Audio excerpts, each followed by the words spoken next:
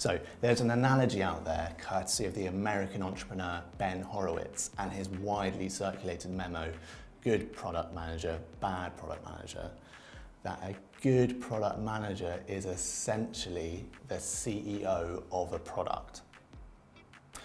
After all, they act as both the catalyst and leader for a product's development. A product manager drives and oversees the strategy and roadmap for a product or product line. They represent the needs of internal stakeholders and customers, managing requirements from different teams and perspectives, such as marketing and sales, all while working with engineering and development teams to deliver. Ultimately, they're accountable for making things happen for the product. However, unlike a CEO, they probably won't have ultimate authority over resource and budget or direct responsibility for profit and loss.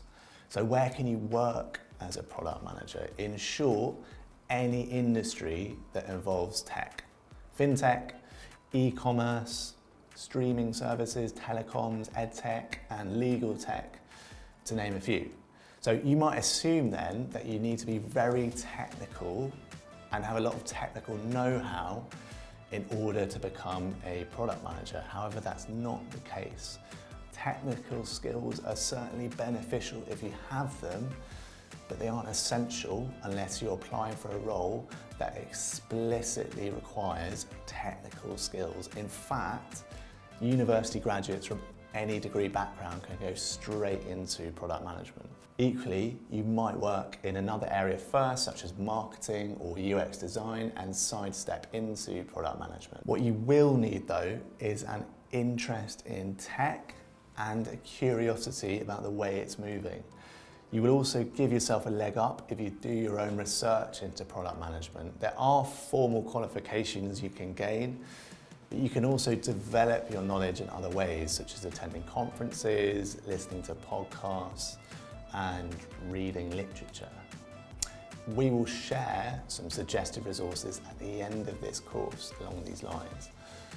Now, engaging with the field will help you to become familiar with product managers' ways of working and to get to grips with the terminology, from scrums and Kanban to agile working.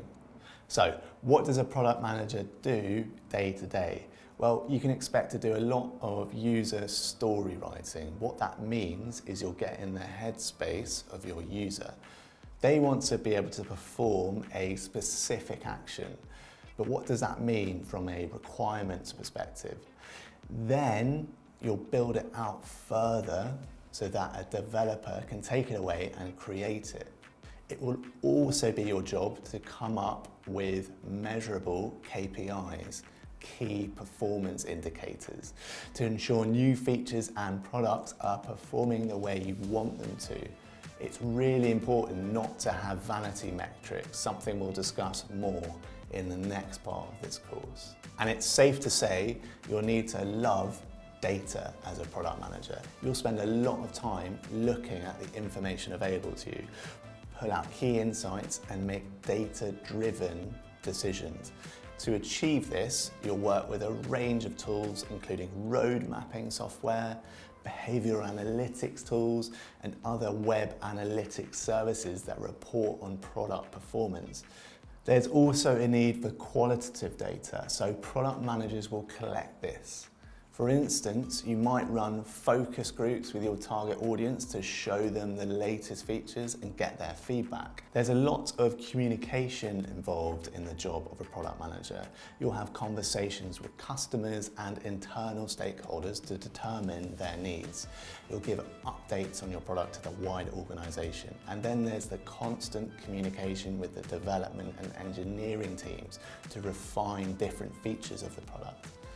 In reality, it's the softer skills that will help you to be a great product manager. Alongside communication, you'll also need strong negotiation, influencing, and leadership skills. After all, you'll always be talking to different stakeholders and bringing them on board with your vision. You'll need to be a good storyteller to get people excited and take people on the journey with you. But it's also just as much about choosing between and saying no to ideas, and about managing expectations. You'll most likely be responsible for considering the resources needed and cost to introduce different features and deciding what's feasible. More often than not, the art of product management is finding the middle ground for everyone, but you'll need to deliver these messages in the right way. You'll also need to have empathy with all parties, from the user to the development team, so you can understand their needs and their pain points. So, what does career progression look like for a product manager? Well, you'll probably start off as an assistant product manager or product manager. In time, you can progress to senior product manager, lead product manager, and then head of product or vice president of product. Alternatively, you might start as a product owner before moving into product management. There isn't a hierarchy between these roles, but it is a common move. While the two roles of product owner and product manager often get confused or used interchangeably, they are different jobs. A product owner is typically more focused on short-term tactical wins rather than long-term strategy. They're usually more linked with the development teams and communicate less with internal stakeholders and customers. Because of this, the role of product owner is often more technical than a product manager.